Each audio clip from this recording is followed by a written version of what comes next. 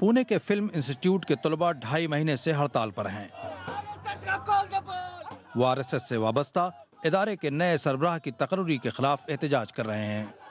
ये प्रोटेस्ट सिर्फ सैफ्रनाइजेशन का इशू नहीं, ये एक प्रोटेस्ट जो है ये एकेडमिक इंस्टीट्यूशंस या प्रोफेशनल इंस्टीट्यूशंस की ऑटोनॉमी के बारे में भी है।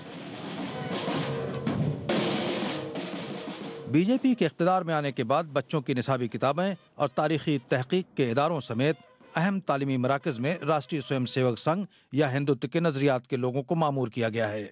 हिंदुत्व के माने हैं कि आप हिंदूज़ को प्रेफरेंस दीजिए, आप हिंदूनेस को प्रमोट करिए और इसके साथ साथ आप इवेंचुअली एक हिंदू स्टेट या हिंदू राष्ट्र बनाइए। उसके लिए जाहिर है कल्चर और एजुकेशन बहुत अहम है।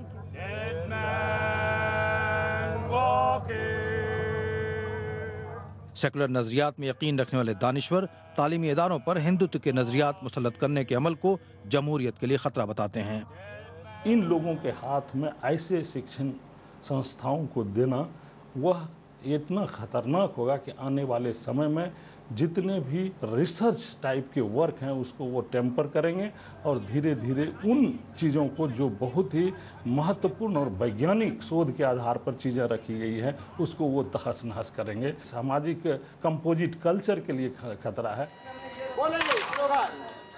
आरएसएस का कहना है कि कांग्रेस के 60 बरस के इक़्तिदार में हिंदुत्व के नज़रियात को बाहर रखा गया, लेकिन अब संघ के नज़रिए का वक्त आया है।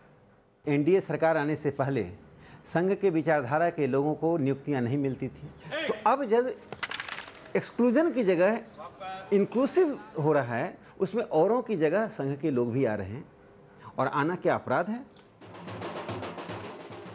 सियासत पर बीजेपी की गिरफ्त इस वक्त मजबूत है और अपोजिशन कमजोर और मुंतशिर। नजरिए की लड़ाई सिर्फ तालीमी इदारों तक महदूद नहीं है। दानिशरों का कहना है कि बीजेपी भारत के पार्लिमानी सियासी निज़ाम को अपने हिंदुत्व के नज़रिए से बदलना चाहती है। Shakeel Akhtar, BBC news, Delhi.